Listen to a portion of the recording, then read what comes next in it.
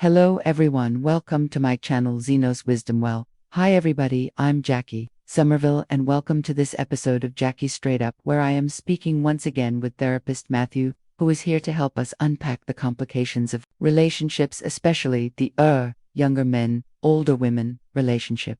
So if you want to find out more about that, stay tuned. We're going to address some of the comments, some of them a little nasty. Oh, that showed up under us some of our recent and we're going to get Matthew's professional insight into some after's answers. So I'm so glad you're here to join us today, and welcome Matthew.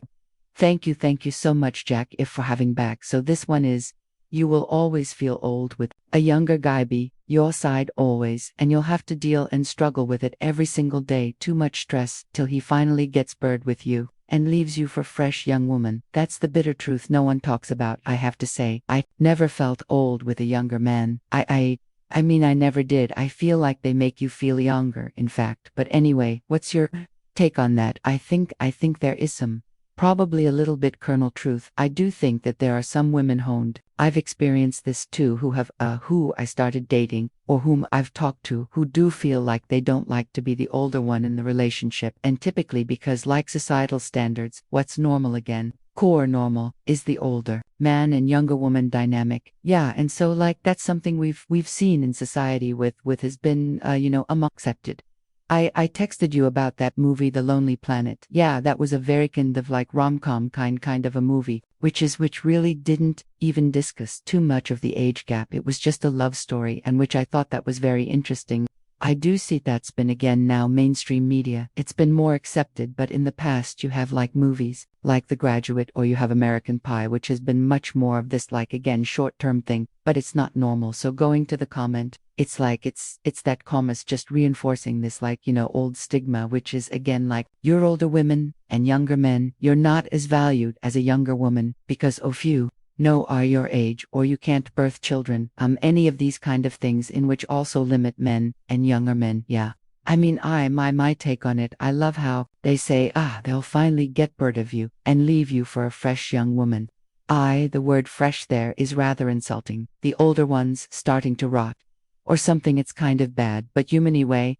And as we talked about last time, you can get left for all sorts of reasons. That's just one of them. So Uden feels so secure. Just because your age, the age gap is non-existent, that's just one factor. And also too, it's like you forget the fact that also older women bring experience as well. So there's a lot more of experience than me that, like men, we do enjoy, compared to the young fresh women which you like, we don't want to teach. We don't want to teach and everything, so you'll have someone which can actually meet you halfway. And again, it's very subjective too, because what's young and fresh? Because I'm 34 and I know a lot of women who are 34 who have experience just like me. So I know I'm not fresh. I know they're not fresh as well. So it's a very interesting comment he made. I feel like he was very upset. I know it might have even been a woman. I have no idea, but yeah, that was interesting. And then this is another new one. It was this guy said, this was when I was saying why I prefer younger men. What absolute rubbish, like older men don't, or want the same thing as younger men. The only problem with older men is many suffer from erectile dysfunction, which is embarrassing and frustrating. And yes, I'm sure that is embarrassing and frustrating, but he kind of missed the oath point of the video, which was why I prefer younger men was not their ajite, was because of their attitude. And one guy had answered it in such a perfect, in that he said, I love this video. It reminds me too to shift my attitude. He was an older man, like 10 years older than me, and he was like, thank you for this reminder to shift my attitude. That I am repelling people with a negative attitude, with feeling like I'm spent with you. No, we get whatever are radiating on this earth, right? We're energetic beings, and we are upbringing back to us. Life is mirroring what we are on the inside. So when somebody is negative, it's no wonder that their life is not great, because it's being mirrored back to them. However,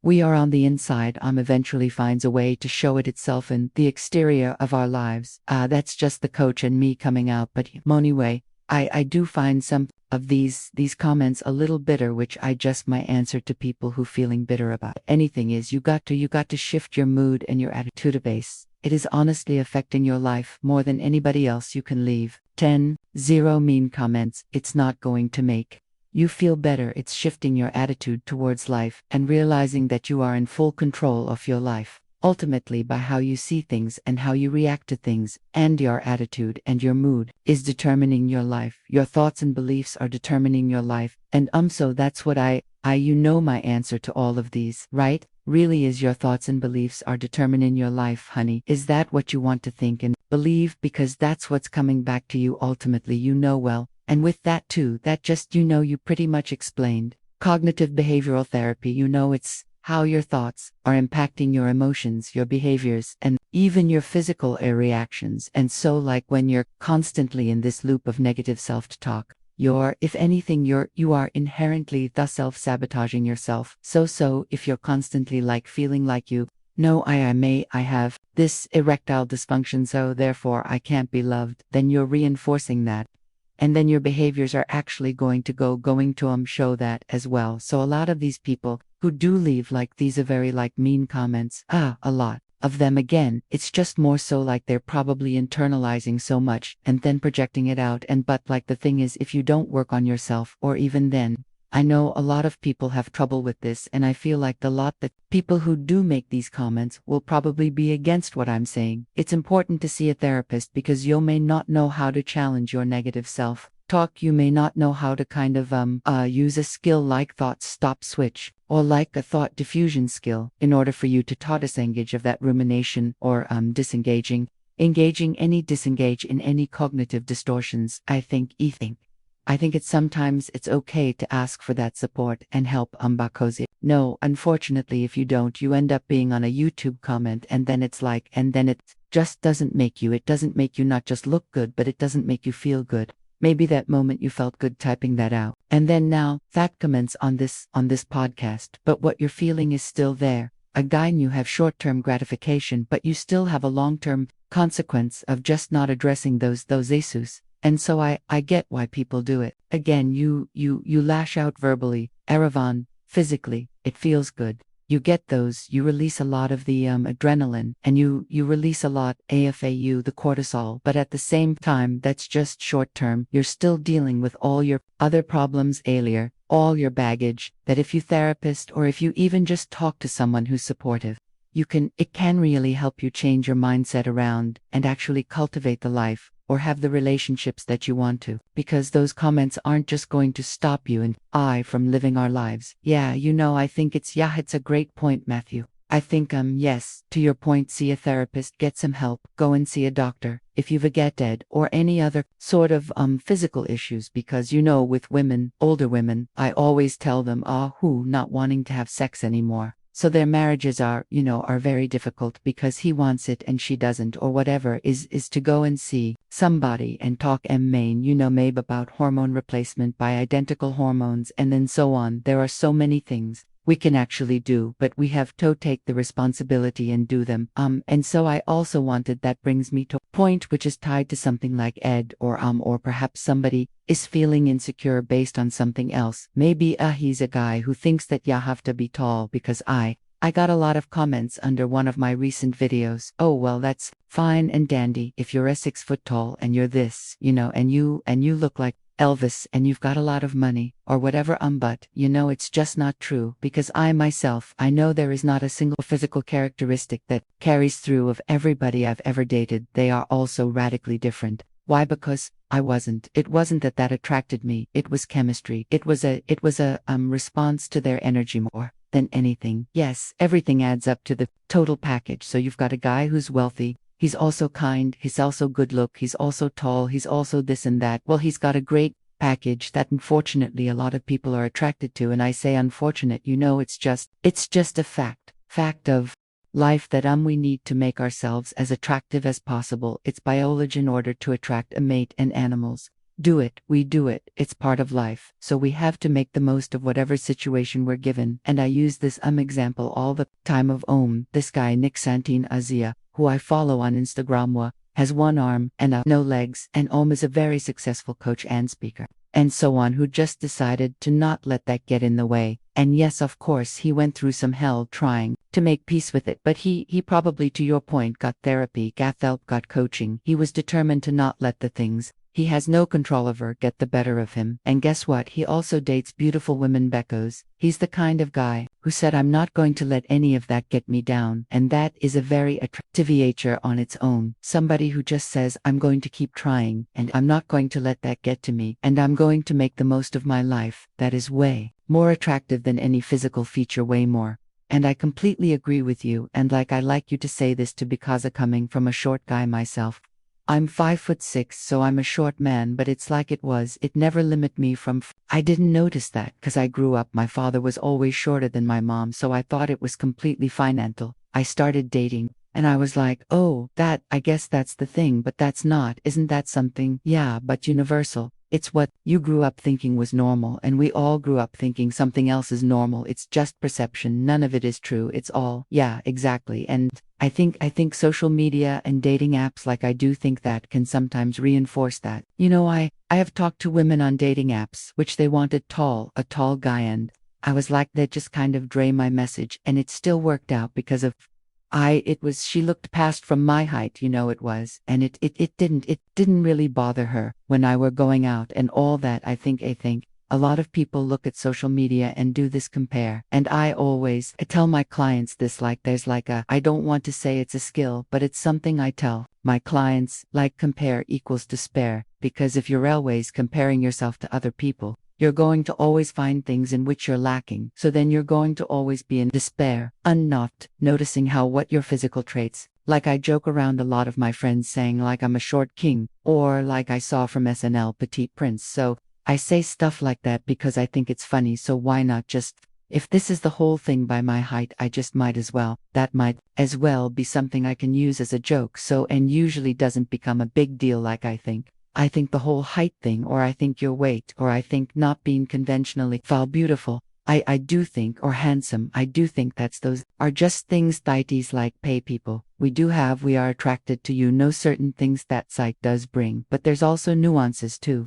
Because when it comes with a person's personality that outshines or anything enhances the physical characteristics. So my perception of Samayan, who I'm dating, can be, could be, should be gorgeous to me, but my other buddy probably wouldn't see that just because it's based on perception. Margot Robbie would be someone which people think is conventionally beautiful, but they're no men who aren't attracted to her. Yeah, so it's and so I do think think a lot of media and social media do push that a lot more, but it's not pushing the reality of what society and human beings are. Because if that's the case, only quote-unquote beautiful people would be having children. It wouldn't be worth we'd be suffering from a population crisis, if any, if that was the case, if it was only attractive people. Or I hear men saying when most women go for 1% of men, that mathematically doesn't make sense with the population that we have in this society and in this earth. So it's just unfortunate. I do think a lot of these kind of talking points just reinforce cognitive distortions that aren't based in reality. Yes, that is so true. Oh my goodness, if people only realized itis. It's all becoming a self-fulfilling prophecy. Whatever you believe is what you're going to see out there. You're going to find so much evidence for whatever it is you believe, so you believe that you're a short guy and you don't get any luck. Boy, oh boy, you're going to get evidence to that, for that. It's like when a seminar and they say to you, look for all the brown in the room, look for all the brown in the room, and you look at all the brown, and then they say, okay, how much red did you see in the room? And you're sitting there and you're going, God, I didn't see any red. Well, there's tons of red in the room. You didn't see it because you were looking for brown. I mean, there's so many scientific examples of how we see what we are looking for and not the truth. And so, someone like you who didn't grow up thinking that height would have ever been an issue, you had a perfect example of the fact that it wasn't. Well then, it's not to you, right? And if you so, which is its perception is truly reality. At the end of the day, we get to decide what we focus on the good, and if anything, work on being a happy, effervescent, energetically bubbly person. Because if you are a happy person and your energy is good, you don't have to rely so much on the whatever society receives to be good look. Oh my goodness, you see people who have incredible energy and having all sorts of success in this world, and in a very unconventional ways. Absolutely it really just comes from how you perceive yourself. I do with myself, I do this with my clients, I do this with people that I'm that on my people in my friends and family, which is you, the online relationship. Is should put as a priority is yourself. Yeah, that's the biggest thing, because that by when you're really focused on you, by doing that, you are actually, helping relationship or being a part of the relationship with other people. So I do think that if you really find yourself attractive, if you really are okay with the any physical features that you have, if you're okay and happy with your personality, that's going to be projected towards society. And then you actually attract people that you want to be with. So it really just come from how you perceive yourself. So when you do focus on, like, oh, I'm short and so women won't like me, or like, I don't have all this money so women won't like me. It's like, okay, but you're going to reinforce that. And so it's better just to be like, okay, well, I'm short, of course, not a big deal. Or like, I can focus, like, I don't have that much money. Okay, well, I'm still working hard to build my career, or I'm still working hard to get the suit that I want, or I'm just working hard because I've always found when it comes with what it comes with women, it's more so of just like the fact that you're working hard, that you're a hard worker. That's what's appealing. That's what's attractive. The money is just a bonus, but there's a lot of women who I find that enjoy that your work ethic. And also to the women do bring money into a relationship as well. So it's noti. Don't think it's really as black as white as people think. I think we also have to see like where society is changing as well. Yeah, for sure. Okay, Matthew. So there was this question from a guy who's 18 years old, so I didn't want to touch it. I wanted you to weighing on this. I think I saw that coming too. Yeah, I'm an 18. I trying to get out and start a relationship with an older woman. Thank you for your videos. Your advice has really helped me understand a cougar's perspective. I was wondering, do you have any advice for someone as young as me? I noticed that when cougars say they like younger men, they're generally referring to men in their late 20s and 30s. What can I do to make myself more attractive, or find women who'd be willing to go a little younger? I'm a virgin and a novice to dating, so trying to come off as mature and experienced one, I am not, wouldn't work out. What do you have to say to that, Matthew? I think as it's very succinctly put, and articulates his question very, very well. And he's very, I think when it comes with that, especially with like someone who is 18, I think it just really deepens on the age of the older woman to I found in being in my 30s, it eases a lot of older women's anxiety, because like, I have a career, I have experience too, so it does ease their anxiety. Now, of course, that's just from my experience. That doesn't mean like every old woman's like that. I do think if you can show that maturity, and when I talk about maturity, I talk about, emotional awareness when it comes with being aware of your emotions and buying in and working on trying to be aware of other people's emotions. I think when we try to be aware of other people's emotions, we have to understand like, it's hard because that's our own experience. I think that's what communication is essential in that, but trying to be aware of someone else's emotions. If you can effectively communicate, if you can avoid passive, aggressive communication styles, and focus more on your sort of communication styles. And when it comes to server communication, I think it gets tied in with aggressive serve communication is being direct, but also being compassionate at the same time. Another thing is to have drive into in with when it comes with your goals, your own life. To also have a community outside of your relationship, friends, family, hopes as well. Like I think when it comes to attraction, and especially I've noted when it comes to attracting older women, especially if you're a young guy you're just you retreat old woman, you have to work on more cultivating a good life for yourself. That's going to be the attractive appeal. So he's 18, I'm assuming he may want to go to college or trade school. Like, be honest about that. Be honest with the fact that like, hey, I'm 18 years old, but I have all this I have planned for my life. Or and also too, don't, when it also comes with maturity. I do think, and I've done this before, when you try to act older than you think, then you are so.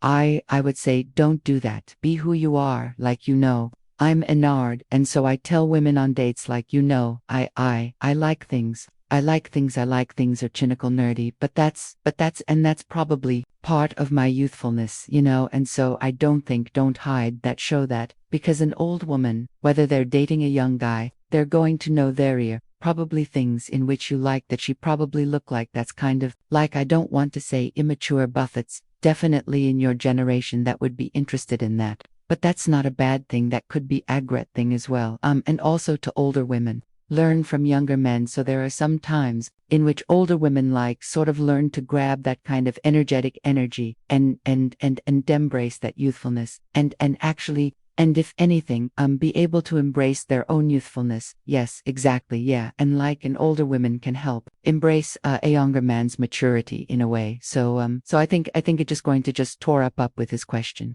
I really just depends on just how you're taking care of yourself and how you communicate and just being okay with being who you are. That's pretty much it. Like, it's hard to say. Like, he's gonna run into some issues because they could be like, you're 18. I don't want to deal with that, but then you may run into the old woman who would be like, well, you seem mature for your age, so at least let me going on to date with you. Yeah. I mean, he's probably going to have to start out with women that are just a little bit older than him, because 18 is very young, and a lot of women would be too apprehensive to go there.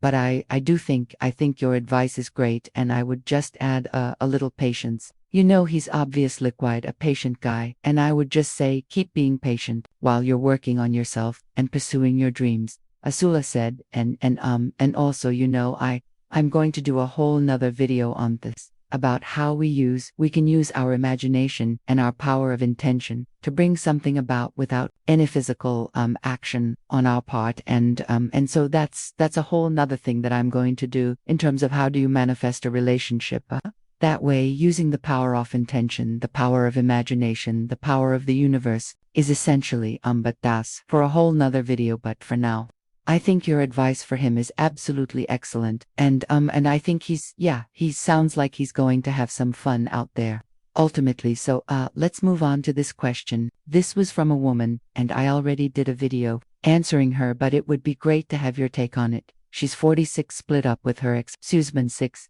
years ago, looks like she's in her mid-30s, getting a lot of attention from younger guys in their 20s and 30s. And she finds that she's attracted to younger men, feeling apprehensive about exploring a long-term relationship, and also wants to meet someone who doesn't want kids. So I answered her, and I just said, look, every relationship starts with an initial kind of hookup of some kind, an initial meeting where there are no guarantees of anything, so remove the expectations and go out and date and have some fun. And if you find you're both attracted to one another, then you have a honest communication about affect, that this is just you're experimenting and just having a little fun, and hopefully you're on the same page with that anyway. That's the way I answered it. I don't know if you'd have anything to add to that. Yeah, I feel like the way you answered it was amazing. I would say too, I know she said that I want a long-term relationship. There's a lot of younger men who are into having a long relationship when it comes with like dating an older woman. I do think it's not something like is very intentional. That makes sense. I do think Ickno for myself. It's not like I only want to be in a relationship with an older woman, is just more like how is that connection. So I say, when you kind of focus more on letting go of the outcome, and I know you've talked about this many times. I know the last conversation we talked about this too, which is letting go of the relation, the outcome of what you want, like a long-term partner, and just focusing on the dating process. I don't think that is going to be her way to finding the love that she wants. And even if it's the love with the younger man, I think having been okay with being patient, communicating, I think especially when you find that you're attracted to each other, and you don't want children, have that conversation early, sort of like, hey, what's your perspective of having children? And if the guy one says like,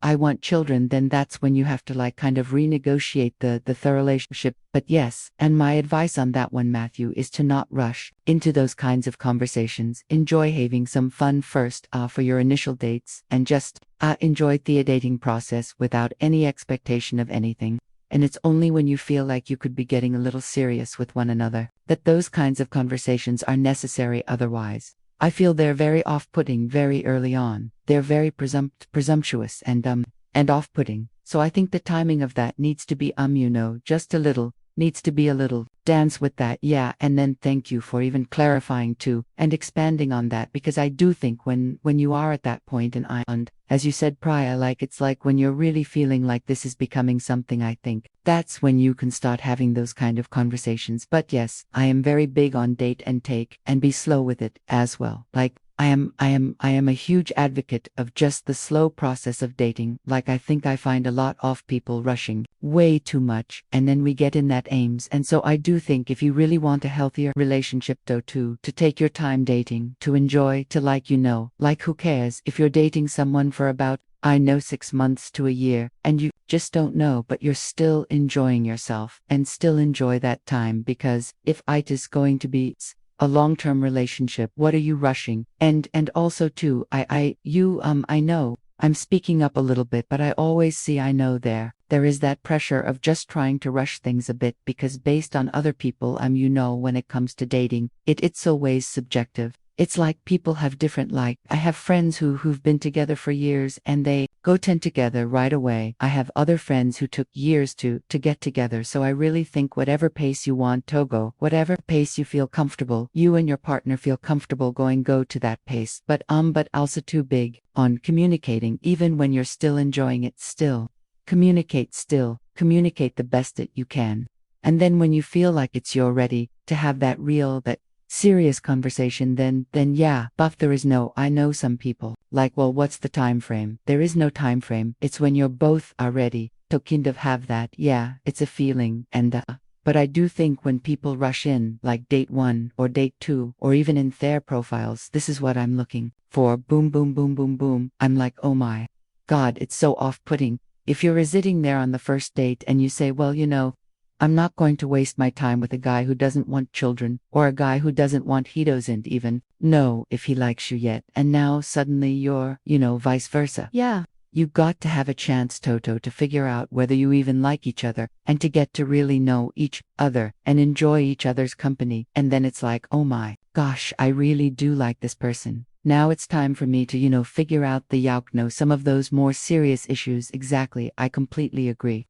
I think on SEO, take things slow, you really end up finding like you learn about the person. I do think we all got through the stages of relationship, and it's within every, so whether it's a slow pock relationship or a fastback, you still go through those stages. And I do, the slower that you take, the slower that you go, especially when you get past the honeymoon phase and you're in that power struggle and a control phase. Like if you can really again make that, maybe that honeymoon phase go a little bit longer and learn from the person and really be able to try to work on understanding the person when you get to that power struggle and control phase, are able to effectively communicate. So then you can actually get past that phase and go to the other kind of boss stages in relationships as well, which is much more of like, becoming true partners and having that kind of life which people really want to have. It's just, I think people rush it because they feel the emotion and they kind of be like, okay, now I got to like, we got to make this into something or else it's going to be gone.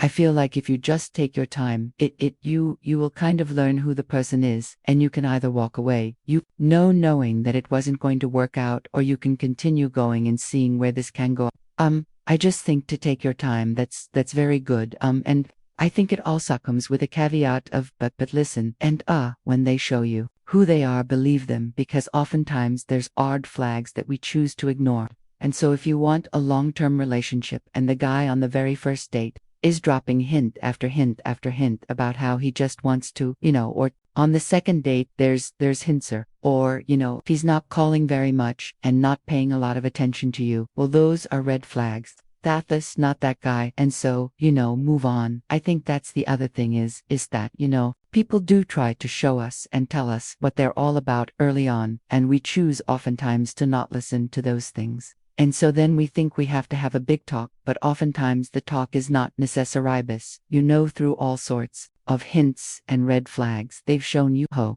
they are and what they're available already. Yeah.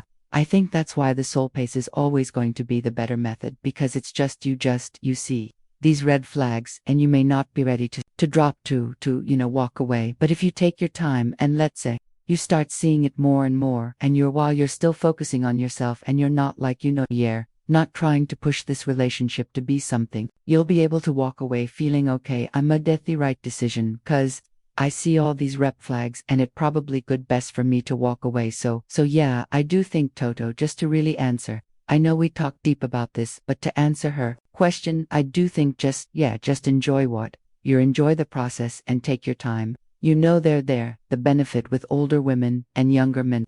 There we have more of that time to just really get to know each other, and there isn't that kind of rush to have ATO get married and have a family. I do think that those are the benefits, especially when both people are on the same page with that. Yeah, really great. And I am excited to say that she did send me an update, and that she is dating a younger man and having a lot of fun, and really appreciated the advice. So yeah, so I thought it was so great to hear that she's really enjoying it and she's let go a little and just allowing herself to have fun, because that was my big thing to her. I just said, it's time to allow yourself to have a little fun and see where it goes. So that was great to hear about from her. And that's good. Eyes and relationship are supposed to be fun always. They're always supposed to be fun. Exactly. This person writes sex and getting things paid for, especially if the dude is a lot younger, is probably number one reason for a younger guy dating an older lady. Is that your number one? Was that your number one reason, Matthew? Was sex and getting things paid for? Well, the paid for surprising me, because I've paid for a lot of the stuff which I was always, it was always me. I was always raised to doth it, like cover, especially when you asked out sex, like it wasn't what I first initiated. I was more curious when I first started. It was more of a curiosity that got to me, but I didn't think a younger man's. There are younger men who do have that perspective, which is like, I always want sex. I want her to pay for things, which I'm saying you're setting yourself up for failure at that point, because aren't old women who would do that. I just don't. I think they're very rare. The sex part there is it's intimate and it's engaging, it's very fun, and I do think that perspective. I don't know what he meant by that, but I can say like, hey, that it's an enjoyable time. But when it comes with the finances of having her pay for things, no, that's not gonna. I make jokes with my partners that I've said that to, like paper, they always law at it, but usually when it comes to reality of the situation, either I cover, or we both mutually, pay for it, or she would cover every now and then. So I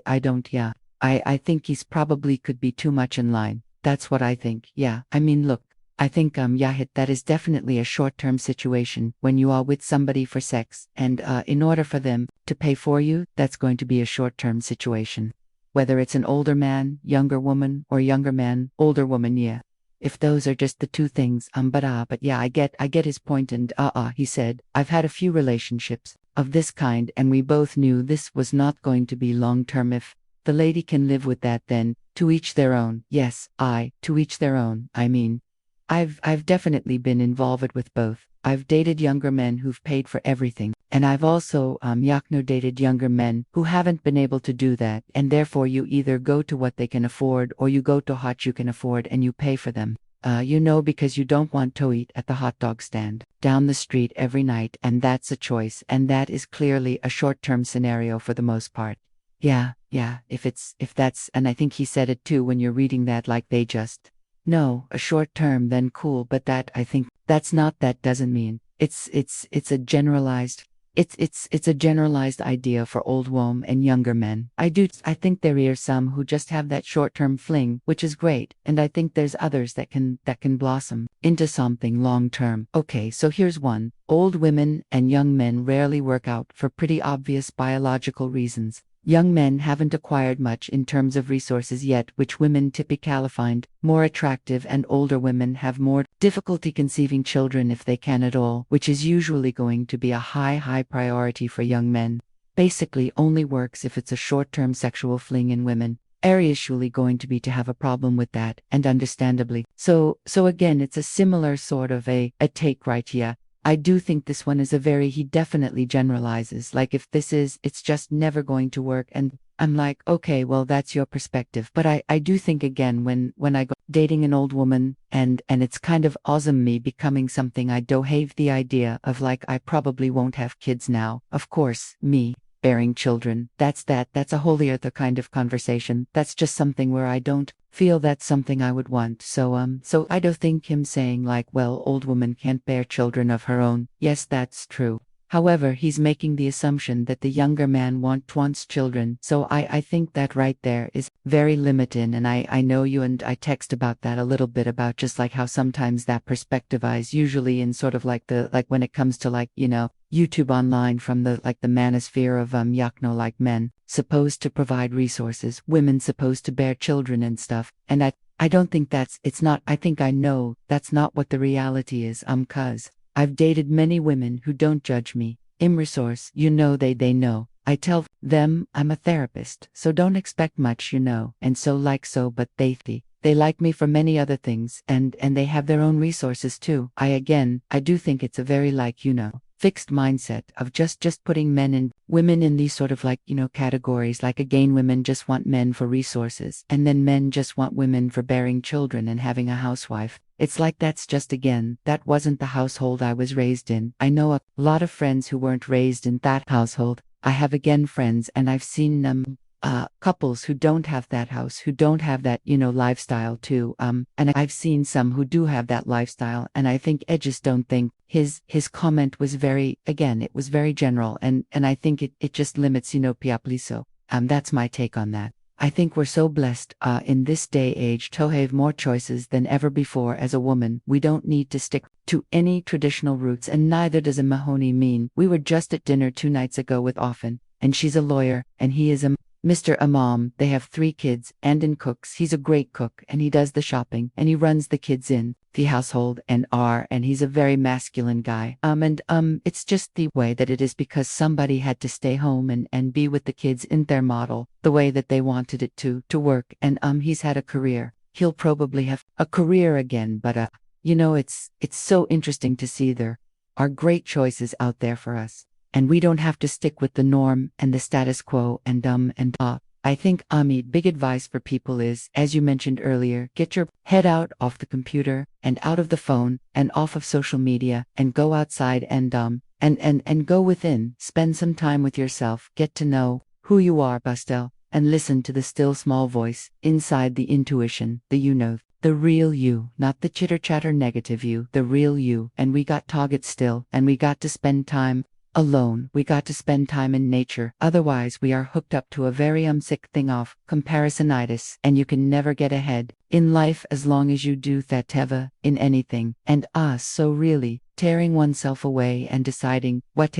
your beliefs, not what anyone else tells me, not what social media tells me, not what my parents told me, not what religion tells me, not what society tells me. What are my true beliefs? What do I want to believe is true? That's the best for my life. And make that decision and run your life by those. And it's hard to apply that level of self-discipline to break away from the constant that's bombarding us. It's very difficult to do it, but it is the only way to truly get control of your own life and take responsibility, and not blame any external circumstances for your situation, for your luck and dating, anything like that. Decide what you want life to be like, and create those values and beliefs to add on to that, especially from the male perspective. I do see, again, like mentoring, to tell the men what it is to be a man. I do feel like what it is to be a man is being, and that sound like a bit, being who you are, not having other men tell you you're doing masculinity wrong. I think when they say you're doing masculinity wrong, and you adhere to that, then I would say you probably lost being a man. So if being a man is just being who you are, unapologetically working on yourself, of course, but knowing that if you just want to stay home and cook and clean, and your NDR partner was okay with that, that doesn't mean you lost your masculinity. I do think, as you said too, is that people are very chronically online. I do think, and we are getting these ideas of who are we supposed to be based on other people's perspective, and other people's perspective saying this is the right thing to do. Not the case. I think if you find the fact that you're happy with who you are and you're notiven, it's not even questioning your masculinity, your femininity, but other people are telling you, then therefore could be in the wrong. Because if you're fine with again staying home, cooking, or going out working, or watching sports, or if you want to watch movies or go to plays, it doesn't matter. You are who you are. I do think, again, there's a lot of this comparing and despairing, and that's going to hurt you long term, because you're never going to really be who you are. You're always going to play. You're always going to pretend to be and that even impacts social relationships. and you're not going to be able to have those connections that you want. And that's why people end up with connections that are very surface level, and they're not happy with those surface levels because they don't have that true identity of who they are within themselves. Yes, great stuff. That just gave me the idea that I think next time we chat is to address this whole thing of masculinity and some oft the difficulties that men are having in today's society, and what is masculinity, and how does one deal with the fact that people get labeled as toxic masculine and all of this. And I think that would be a great discussion and helpful to a lot of people in the audience. Well, that's great, because one of my specialties is men's mental health. Yeah, so I'm very well versed, and I have a good chunk of male clients, like boys, teens and adult men. So I do.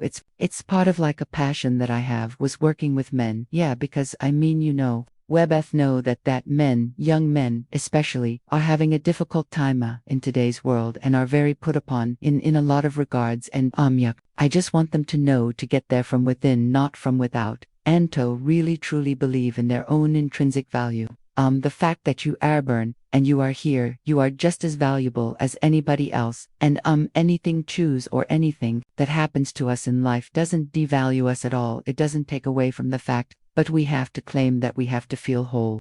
We have to feel worthy, and there's certain things that we can do to feel worthy, and when we feel worthy, we start to attract what we truly want in your lives. And so I think this piece of what does it take to feel worthy, and then how can you do that so that you feel whole and strong no matter what is happening outside, is truly a key piece, which I would love to explore a little further. Yeah, absolutely, I would love that. I think that'd be a very exciting conversation.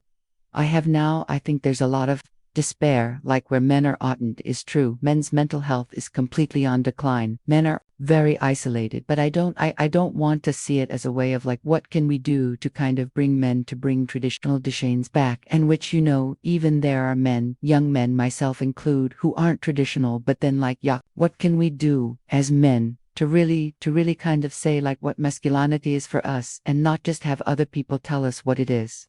I do think there's an individual understanding like what masculinity each and every man, and I think there could be definitely like a more cultural one as well. Of course, that's going to take time. I do think men will kind of figuring that out. Unfortunately, we had to go through a lot of like that old school traditional stuff, a lot of the new toxic kind of stuff we're engaging in, and in trying to find a new meaning of what masculinity is, just like women are too.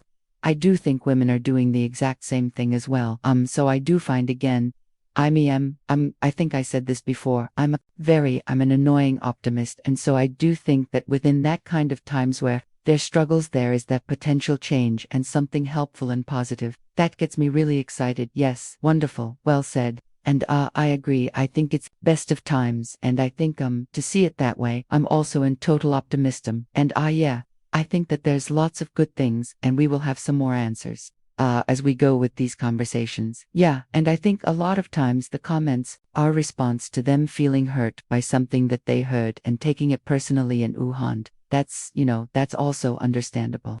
We do that, and I think one of the greatest books ever written about stuff like that was The Four Agreements by Don Miguel Ruiz. Did you ever read that book? Yes, I have read that book before. Yeah, and the Four Agreements are just, always be impeccable with your word and never take anything personally is a huge one. And and I would even add on to like, really, when you do get triggered by something, really start looking into why is that? Because there is it's not really what the person said so much. It could be what the person said, but there's also something that you're feeling or you've experienced before that has triggered that, though. A lot of those comments that you've read, I can think of things that probably in their past that they faced that triggered them as well, whether it's interaction with an older woman or interaction with women in general, just how they perceive themselves as well, especially when they start talking like disparaging about themselves, like one with the ed, other one being short, like do feel like there is something internalizing, and again, as I said before, they project that out immies. Yes, and just to finish up, in case people are wondering what those four agreements are. The other ones are never make assumptions and always do your best. And oh man, I've always thought that was a great relationship book. It's not intended to be, but if you keep those four agreements, be impeccable with your word, never take anything personally, don't make assumptions, and always do your best. Oh my God, that's like great relationship advice. It's great life advice, but we are so susceptible to taking things personally and making assumptions, and it can really mess up your life. So anyway, if anybody's out there and they're having a hard time, read Domo Ruiz's book about the four agreements. You'll start to feel more empowered, like you have control over your life. And it's a great personal development book, and it's not a long and hard read. It's a pretty easy read. Also too, and Kristen F. Self-Compassion. I love that book. I love her tea talk. I think it's free. It's very important to have, again, a relationship with yourself, and then how you can have a relationship with other people. I think it's great. I think there's a lot. She uses a lot of statistics and science in her book and her research, which I feel like does help with people who maybe have roll their eyes when they hear self-compassion or compassion. I think that having that scientific element to it can really help understand the importance of self-compassion and how when you engage in self-compassion, you actually are better at giving compassion to other people. So that ties into relationship too, because I do feel like not only I think women really are big on working out self-compassion and compassion.